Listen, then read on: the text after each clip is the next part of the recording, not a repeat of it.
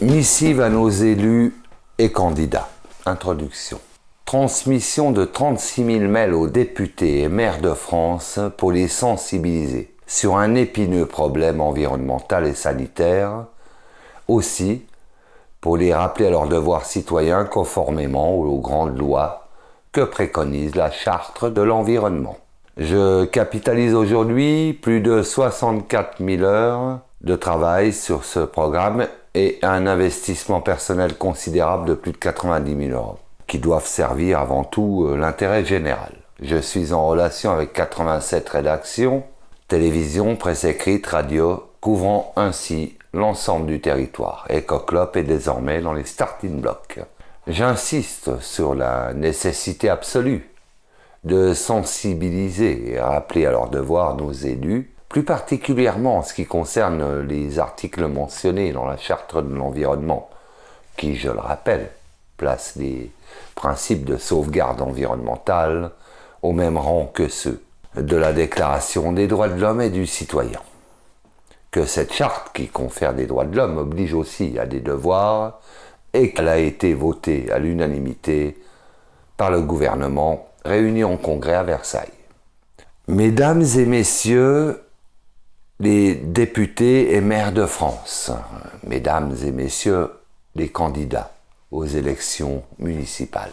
Je m'appelle Yacine Chorfi Vite, réside à Nancy, je m'adresse à vous en tant qu'auteur-inventeur, président fondateur de l'association Ecoclop, lauréat du concours Lépine 2010 pour l'innovation Ecoclop et initiateur du plan ONVP.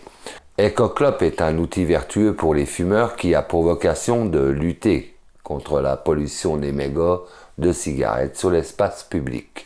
Pour remédier à ce problème récurrent de pollution galopante, mon équipe et moi-même, nous développons un programme lourd et complexe qui revêt des caractères politiques, économiques, écologiques, sanitaires et préventifs dans un élan humaniste pour servir l'intérêt général.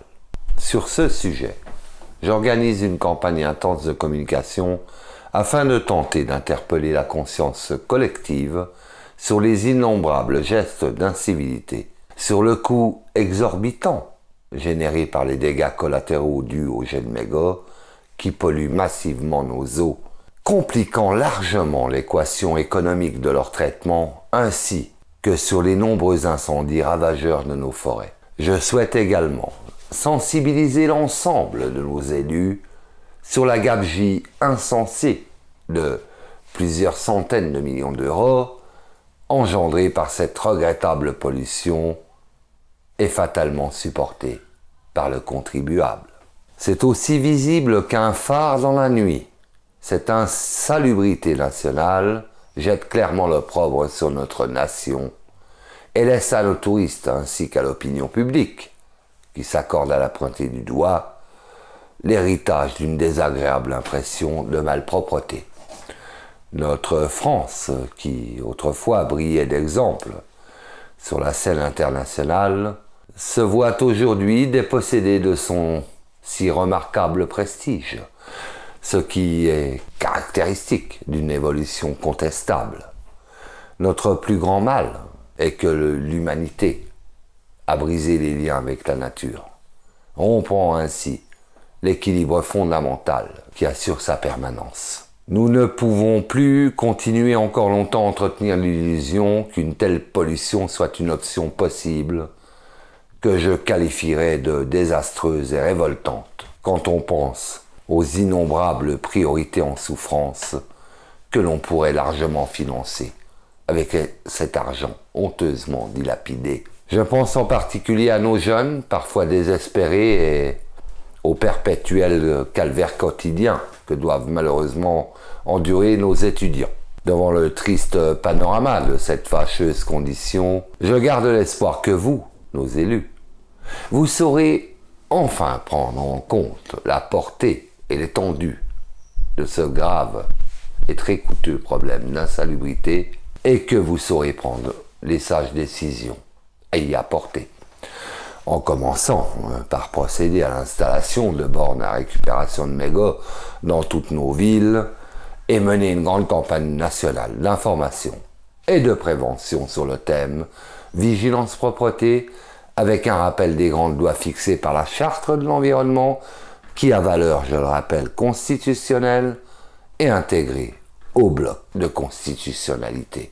Le projet de loi constitutionnelle numéro 992, enregistré à la présidence de l'Assemblée nationale le 27 juin 2003. Ainsi, nous ferons de ce déchet, en l'orientant vers une filière de recyclage existante, GoMégo, une ressource profitable à tous. Par ailleurs, pour que mon projet aboutisse, le soutien de nos amis journalistes ainsi que celui des députés et maires de France est indispensable.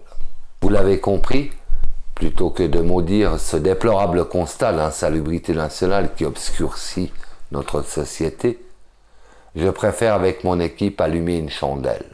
Ce projet majeur, salué au plus haut niveau de l'État en date du 28 janvier 2008, est capital pour l'intérêt général. Enfin, je serais ravi de pouvoir échanger avec vous sur ce sujet tout en vous apportant mes compétences. Dans l'attente de vos réponses, recevez, mesdames et messieurs les députés et maires de France, mesdames et messieurs les candidats, mes respectueuses salutations. Financement participatif pour aider au développement industriel d'EcoClop sur ecoclop.com. Soyez les bienvenus sur cet espace de communication.